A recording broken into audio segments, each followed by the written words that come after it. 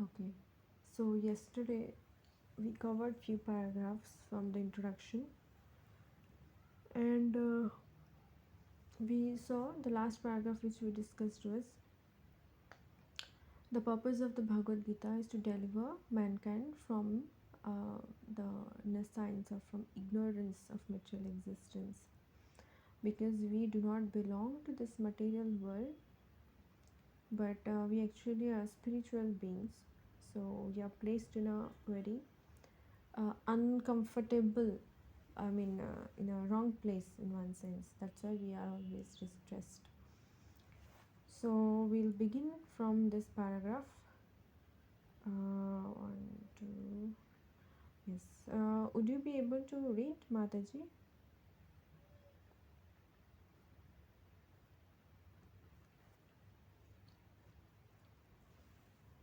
Let me know if it is feasible, otherwise I'll continue.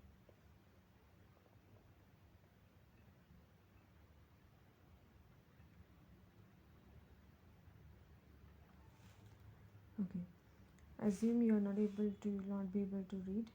Out of so many human beings who are suffering, there are a few who are actually inquiring about the position, as to what they are, why they are put into this awkward position, and so on. Unless one is awakened to this position of questioning his suffering, unless he realizes that he doesn't want suffering, but rather wants to make a solution to all suffering, then one is not to be considered a perfect human being. So everyone is suffering, but only a few. For example, we may have some underlying disease, but unless we realize that okay, there is some, I feel there is some health issue, and when we go to doctor, get diagnosed and all, we come to know. So similar way, in general also, we are all suffering, but very few come to the point of questioning that why am I suffering. Otherwise, suffering, happiness, temporary happiness, it's all taken to be a part of life. But an intelligent person questions, well, I do not want this suffering. Why am I forced into it? Humanity begins when this sort of inquiry is awakened in one's mind. In the Brahma Sutra, this inquiry is called Brahma Jigyasa, Athato Brahma Jigyasa. So that is the beginning of one's becoming a human being. Though, even if we have two legs, Prabhupada mentions sometimes two-legged animals, Dvipada Pashu, it's mentioned in scriptures. Unless we come to the point of inquiring about ourselves, about our suffering and all, unless we show interest to get out of it, we are just like Dvipada Pashu, or two-legged animals. Every activity of the human being is to be considered a failure unless he inquires about the nature of the absolute. So whatever one may be, unless one inquires, unless one shows interest or inclination about oneself as well as the Supreme Lord, to know about the Supreme Lord, our all attempts of success, power, position, everything is a big zero. Therefore, those who begin to question why they are suffering, or where they came from, and where they shall go after death, are proper students for understanding Bhagavad Gita. So, practically, we can, if we think deeply, I may be struggling, I may be working so hard day and night for my studies, for my job, for my family, and everything. At the end of the life, what am I going to get? I'm just going to be cremated in the cremation ground. So, an intelligent person will think that okay, I'm whole life I'm working so hard, like in day and night. But what is the reward I'm going to get? One day I'm going to die. So, what kind of a life is this? there must be something greater, if you see around the flowers, everything is so organized, everything is so beautiful. You see a flower plant, the flowers are so beautiful, the birds are chirping so nice sound and all. Why is life so, like, I'm struggling, working hard, and the end of life everything is gone. I'll go through that, everything becomes zero. So why is that? So when we begin to inquire like this, so they're the proper candidates for Bhagavad Gita, for understanding Bhagavad Gita. The sincere student should also have a firm respect for the Supreme Personality of Godhead. Such a student was Arjuna. Lord Krishna descends specifically to re-establish the real purpose of life when man forgets that purpose. Even then, out of many human beings who awaken, there may be one who actually enters the spirit of understanding his position, and for him this Bhagavad Gita is spoken.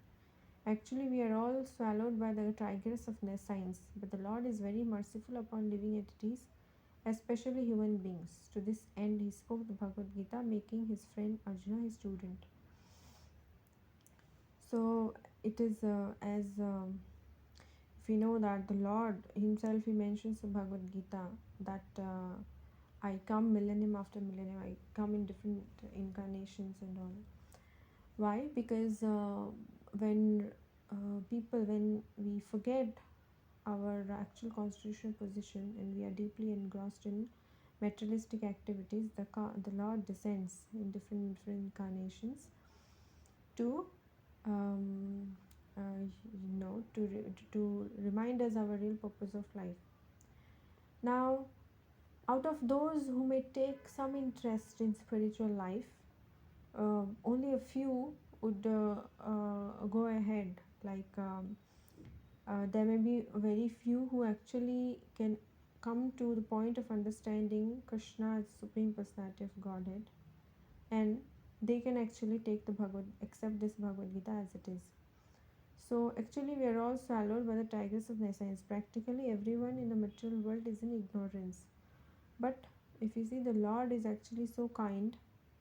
He's kind upon everyone, but specifically human beings. It's mentioned because practically, now we are discussing this Bhagavad Gita. We cannot invite some our if you have a pet dog or something, you cannot invite your pet, or you cannot invite some animal or some insect to come and discuss or hear this. No. So specifically in human form, we have got this opportunity to be able to inquire about the absolute truth and understand this. Okay, so then I see Neela Mataji, are you available to read? Hare Krishna Mataji, Danvat Pranam. Hare Krishna Mataji, Dandat Pranam. Nice to see you after a long time. Yes, Mataji, paper are going on still. Yeah, I can understand. From where Mataji I have to read? Yeah, being an associate of Lord Krishna from the beginning, that. Okay, Mataji. Being an associate of Lord Krishna, Arjuna was above all ignorance, but Arjuna was put into ignorance on the battlefield of Kurukshetra just to question Lord Krishna about the problems of life so that the Lord could explain them for the benefit of future generations of human beings and chalk out the plan of life. Then man could act accordingly and perfect the mission of human life. The subject of the Bhagavad Gita entails a comprehension of five basic truths. First of all, the science of God is explained, and then the constitutional position of the living entities, jivas. There is Ishvara, which means the controller, and there are jivas, the living entities which are controlled. If a living entity says that he is not controlled but that he is free, then he is insane. The living being is controlled in every aspect, respect, at least in his conditional life. So, in the Bhagavad Gita, the subject matter deals with the Ishvara, the supreme controller, and the Jivas, the controlled living entities. Prakriti, material nature, and the time, the duration of existence of the whole universe, or the manifestation of material nature, and karma activity are also discussed. The cosmic manifestation is full of different activities. All living entities are engaged in different activities. From Bhagavad Gita, we must learn what God is, what the living entities are, what Prakriti is, what the cosmic manifestation is, what is how it is controlled by time, and what activities of living entities are. Out of these five basic subject matters in Bhagavad Gita, it is established that the Go, Supreme Godhead or Krishna or the Brahma, Brahman or the Supreme Controller or Paramatma, you may use whatever name you like, is the greatest of all. The living beings are in quality like the Supreme Controller. For instance, the Lord has control over the universal affairs of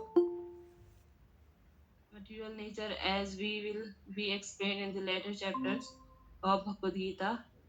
Material nature is not independent. She is acting under the direction of Supreme Lord. As Lord Krishna say, Maya dhaya krishena prakriti shuyate cha suyate sa characharam. This material nature is working under my direction. When we see wonderful things happening in the cosmic nature, we should know that behind this cosmic manifestation there is controller. Nothing could be manifested without being controlled. It is childish not to consider the controller. For instance, a child may think that an automobile is quite wonderful to be able to run without a horse or other animal pulling it. But a sane man knows the nature of the automobile's engineering arrangement. He always knows that behind the machinery there is a man, a driver. Similarly, the Supreme Lord is the driver under whose direction everything is working. Now, the jivas or the living entities have been accepted by the Lord, as we will note in the later chapter, as his parts and parcel. A part, a particle of gold is also gold. A drop of water from the ocean is also salty, and similarly, we, the living entities, being part and parcel of the Supreme Controller, Ishvara or Bhagwan, Lord Sri Krishna, have all the qualities of the Supreme Lord in a minute quantity, because we are minute Ishwaras, subordinate Ishwaras. We are trying to control nature, as presently we are trying to control space or planets, and this tendency to control is there because it is in Krishna. But although we have tendency to lord it over material nature, we should know that we are not the supreme controller. This is explained in Bhagavad Gita. Hare Krishna Mataji. Hare Krishna Mataji. Thank you so much, Mataji. So we'll go back to that paragraph. Mhm.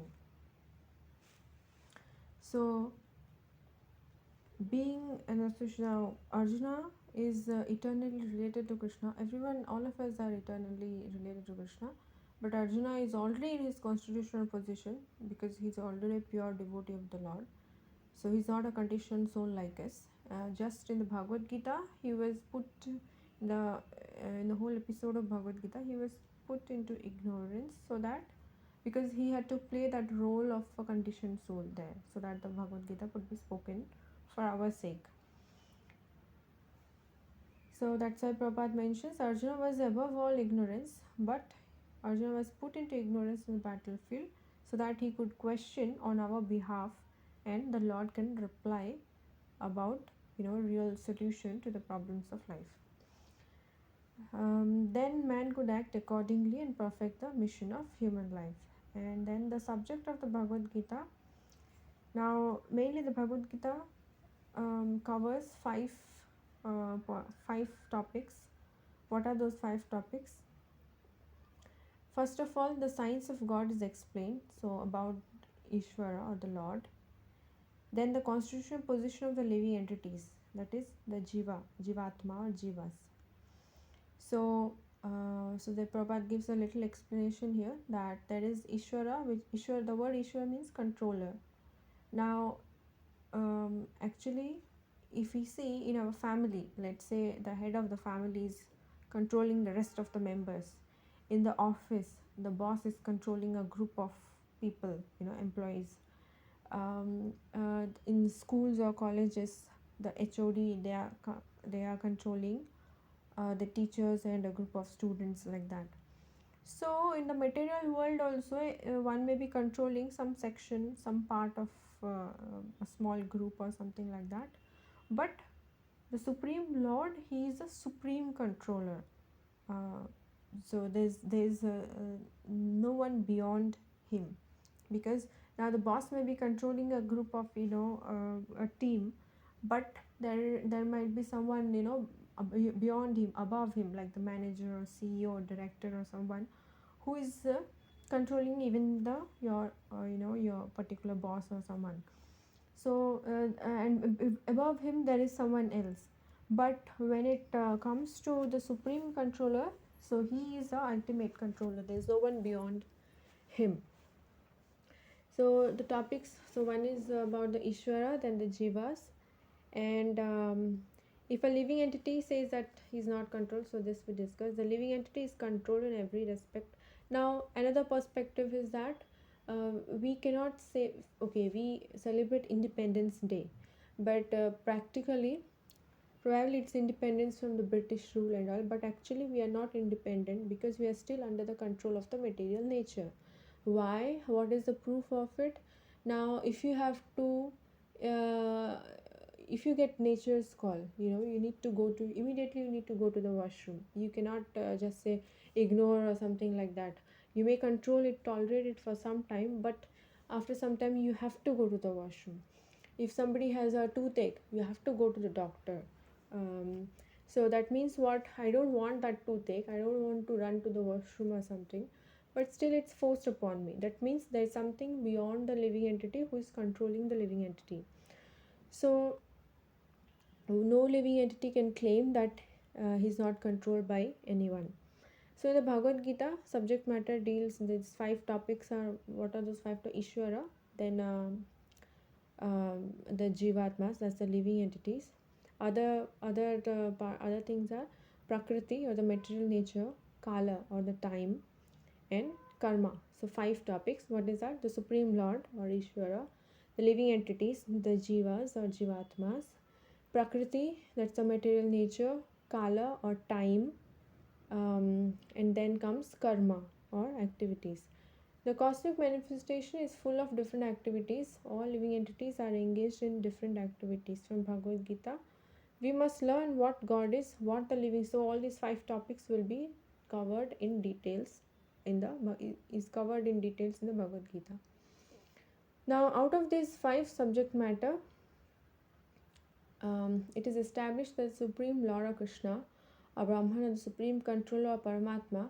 So the Lord can be addressed in different ways. The Supreme Personality of Godhead, Brahman. Now, Brahman, even living entities are also sometimes referred to as Brahman, but there's a difference, that the Supreme Lord is the Supreme Brahman, or what do you say, Para Brahman, um, like because he's the ultimate, Similarly, when we saw Ishvara, the word Ishvara, so controller, which means controller, living entities could control a certain aspect, but the supreme controller is the Supreme Lord. So sometimes the Lord is also referred to as, he is mentioned as Parameshwara. Okay, and then comes what? Also is referred to as Paramatma. You may use whatever name you like. Um, the living entities are in quality like the are in quality like the supreme controller. For instance, the Lord has control over the universal affairs of material nature. Material nature is not independent and she is acting under directions of the Lord. This will be covered again in the Bhagavad Gita. Prabhupada, briefly quotes that verse, Maya Dakshina Prakriti Suyate Sacharacharam, where Krishna mentions that yes, this material nature is working under my direction. So, material nature is not independent. Now, you may see the rising of the sun at a particular time, setting of the sun, and everything, the change of seasons and the flowers, fruits, whatever they bear in different seasons and everything. It's all, everything is happening under the jurisdiction of the Lord, under the instructions order of the Lord. So it's not independent. Material nature is not independent. When we see wonderful things happening in cosmic nature, we should know that behind this there is a controller. Prabhupada is giving a nice example that a child may think that, a small child may think that, oh, this car or machine, it's running on its own, it's moving on its own. But a sane man or somebody who is grown up, he knows that okay, it's not running on its own, there's a driver inside it and he's controlling the car, he's driving the car. Hmm. So the child is in out of ignorance, he may think that it is automatically, it is running, the car is running automatically. But um, one who is a sane person, he knows that okay, that is driver, there's someone who's controlling the car, that's how the car is running. So he always knows that behind the machinery there is a man or driver. Similarly, this whole material cosmic manifestation is like a big machine, gigantic machine, because everything happens very systematically. If we see, you never see, the sun rising at midnight or something crazy happening. No, everything happens very systematically, which shows that there is someone who is controlling all this mechanism in this whole material universe, and that is the supreme personality of Godhead. Now, the jivas or living entities have been accepted by the Lord, as we will note in later chapters. So, Krishna claims that all these living entities, they are my aham bija pradapita. So, I am the seed giving father for all these living entities. So, he claims all these living entities to be his own children or like his parts and parcels.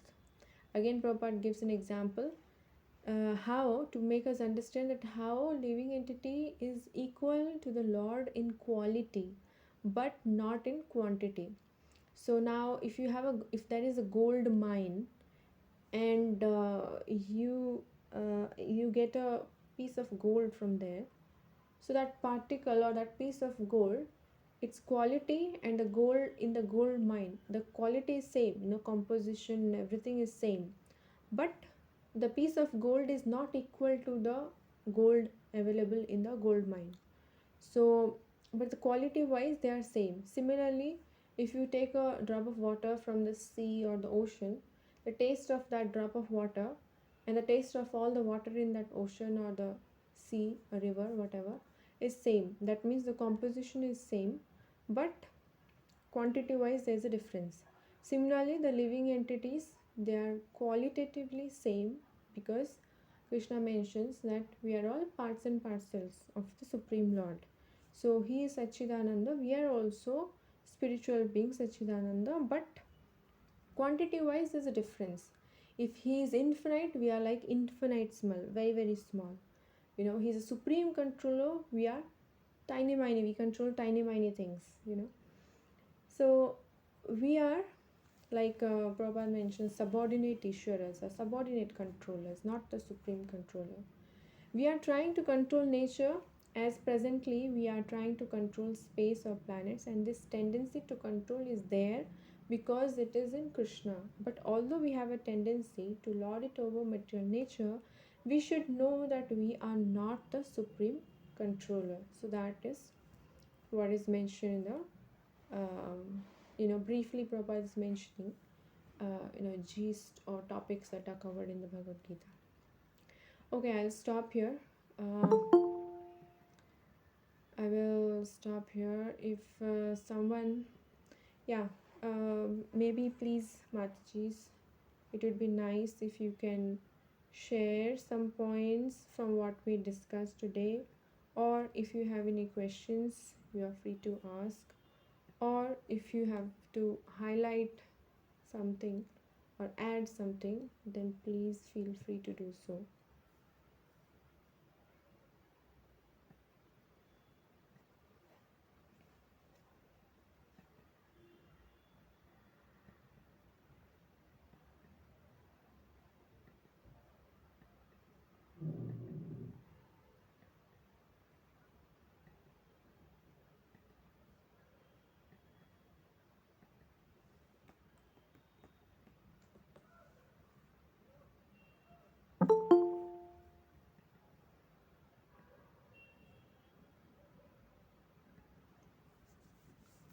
Okay, maybe I will start with Anjali Mataji.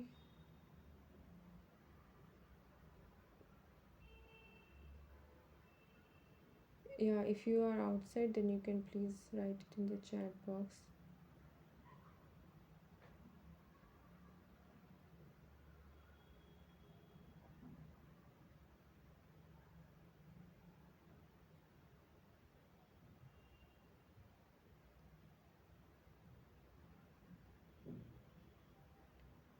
Okay, Neela Mataji. Anybody has anything? Otherwise, I think I should just close. I don't have anything to say.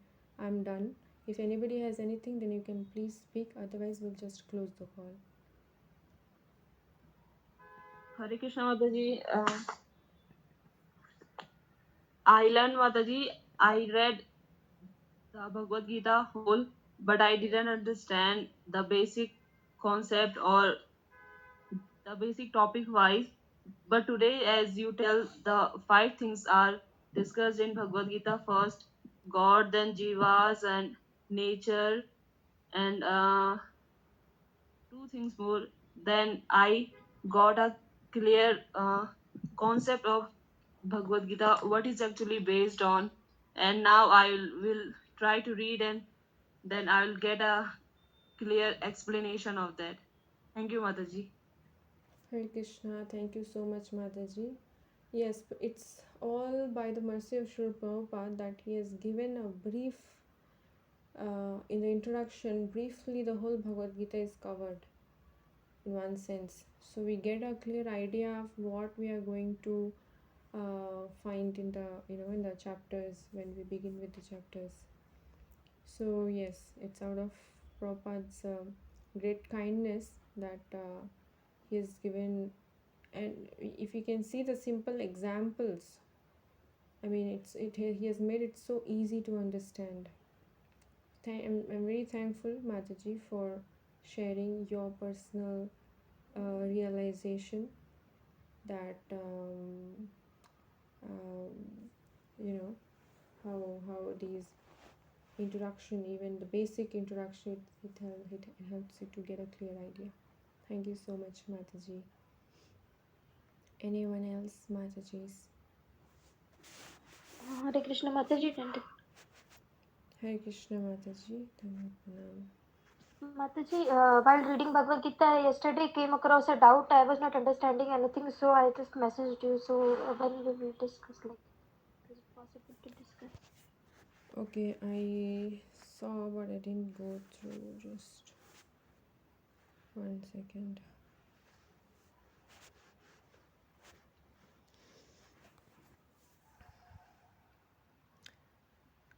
Okay. Um, this is Transcendental Knowledge, fourth chapter. I'll go through once, Mataji, and I'll ping you on WhatsApp. Okay, Mataji. Thank you. Mm.